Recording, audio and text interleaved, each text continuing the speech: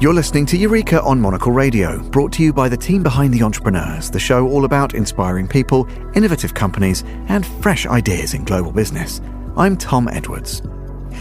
Harriet Pellereau is the co-founder and co-CEO of Mind Over Tech, a company that helps people develop a healthier relationship with technology. It all started in 2018 when she and co-founder Jonathan Garner, both with backgrounds in tech education, realised how the tools they use daily, laptops, smartphones, were negatively impacting their creativity and productivity. So, how can we develop a more balanced relationship with tech and ensure that we're embracing its potential without compromising our overall well-being? And how can businesses help to positively reshape the digital habits of their employees? Well, here is Harriet now with more on how the journey began.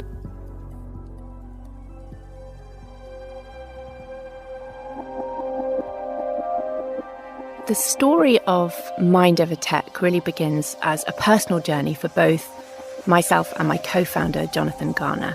And the two of us have both worked in tech education and in using technology to create and solve and to educate people for most of our careers. I've worked as a tech facilitator and educator for over 20 years, running workshops around the power of technology and how brilliant it is.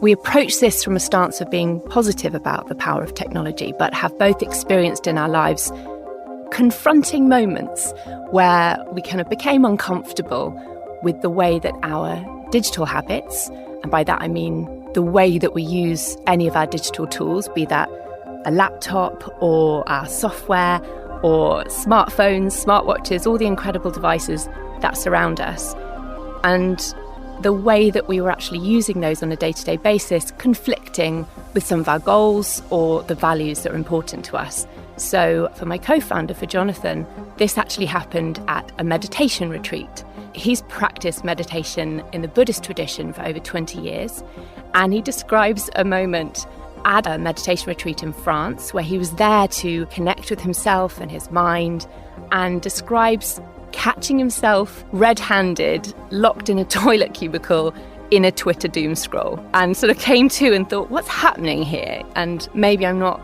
completely happy with the way that I'm using technology, and is this just me because I'm at this interesting point between an interest in mindfulness and an interest in technology, or is this something others are experiencing? And obviously came to understand this was something that was affecting a lot of people.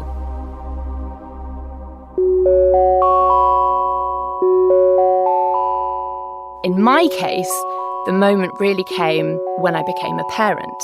And when my daughter was about 4 or 5, we were having a conversation about the smoke alarms. So we're in her bedroom, just outside, there's this box on the ceiling, and she says, "Mummy, what's that box?" And I said, "Well, if there's a fire, then the smoke alarm, that box, will detect the smoke and will make a really loud noise, and that might wake us up or let us know that we need to get out, we need to be safe, keep everyone safe." And she says, "And will I bring all of my teddies? Will I bring all my teddies with me?" And I said, "Well, the most important thing is that we get out and that we're safe." And she said, "But Mummy, you can't leave your phone." And I realised that I had for sure given the impression that my phone was one of the most important items that I possessed. And I realised, this thing follows me around like a dog. I basically don't go anywhere without it. It will follow me to the bathroom. It will follow me everywhere. I know I'm not alone in that.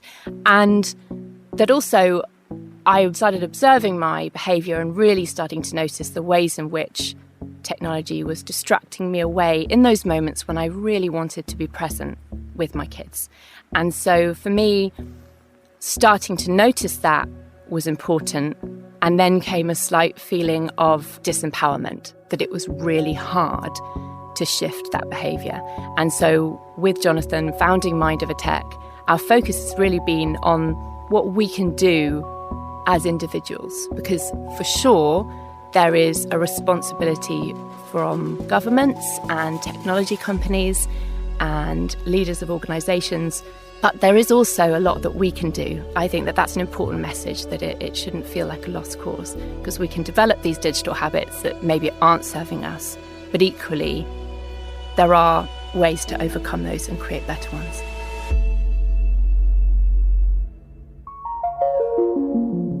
what we advocate is the approach of experimenting and taking a scientific mindset, a scientist's mindset approach to this. And we've developed a toolkit called the Digital Habit Lab that contains 50 different experiments to disrupt your digital habits. And none of these are silver bullets and none of them are completely new, but there's one thing knowing about these ideas and there's another actually doing them. And so we focus on helping people actually form a practice of running these experiments. And as an example, one of the first ones that Jonathan came up with was, in desperation, he put a bright yellow post-it note on the front of his mobile phone. Because he had noticed, through his gentle noticing of his habits, that sometimes he would be in his phone and in Twitter or his email before he'd actually realised what he was doing. There'd been a moment of perhaps boredom, a moment of calm between one thing and another, and he was in his phone. He thought, I would like to try and interrupt that habit by putting a bright yellow post-it note that basically says, Jonathan, why are you here? What are you doing?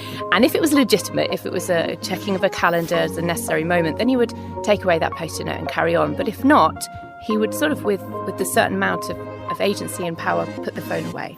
So that is one experiment that we actually encourage, which enables you to notice maybe that reflex and that habit. And we've had people run the experiment and actually encourage their children to write something on the post-it note. So there's an extra layer of reminding yourself about what's important.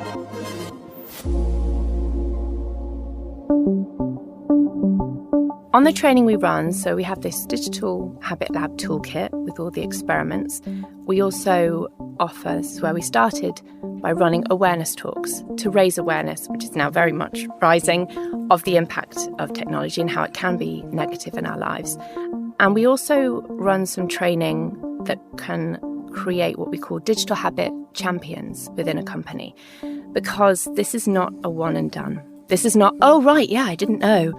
Great, now my relationship with technology is perfect. This is something that requires sustained attention, a little bit like staying fit and healthy. We need to be signing up to a gym and then we need to go. We need to buy the running shoes and then we need to go out running. It needs to be something that we're working on constantly, and it is a lifelong practice. And that practice is something that we focus on. And we have a methodology that we call the MORE methodology, which begins with the letter M for mobilize. So the first step is to engage with it, be that engaging with some of the research online, engaging with the films that are out there in terms of what technology, how it might be impacting us, but to engage with the idea that there's something you can do about this, that it's not something to ignore and dismiss. Then the next letter O is for observe. So to that point is really just noticing, starting to observe what you are actually doing. When are you checking your email? I think as adults, and definitely as a parent, we can sometimes lose sight of what we're doing day to day and fall into these habits, which ultimately aren't serving us, but have become embedded in what we're doing. So the O is really just to start observing, are you actually using technology in the best way? I often say things like, oh, I don't have time to read. And yet I seem to find time to be on LinkedIn quite a lot more than is necessary. So confronting those moments and thinking, how can I use my time more wisely? Where are my habits and my use of technology not quite matching with what I want to get out of my day-to-day? Third step, R, is to reflect on that. All right, okay, I've noticed that when I've had a long day, I might treat myself to a small period of time doing nothing of any particular importance on my phone.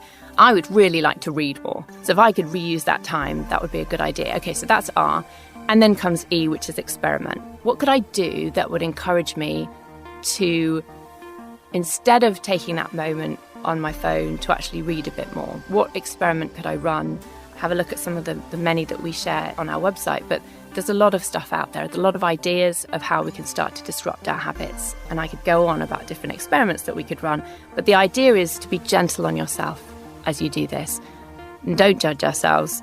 Encourage experimenting and involve the people around you, involving your team, involving the people around you. And that's really what the Digital Habit Champions program is about, is to set advocates within a company that can encourage that conversation, can hold that sustained attention on our digital habits and create a digital habit culture that actually works for those companies, for those organisations, and have a positive impact over time.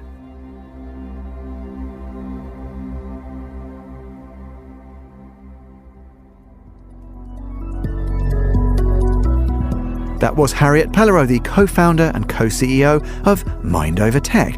And you can learn how to start a healthier relationship with your tech by heading on over to mindovertech.com. And that's all for this episode of Eureka. We'll be back at the same time next week. Do look out for The Entrepreneurs, available every Wednesday. Eureka was produced by Laura Kramer, with mixing and editing by Jack Dewars. You can listen again and find out more at monocle.com, or, better yet, why not subscribe to the reassuringly analog Monocle magazine and read on paper more about better businesses every month. If you'd like to contact the team, email Laura on lrk@monocle.com. I'm Tom Edwards. Goodbye, and thanks for listening to Eureka.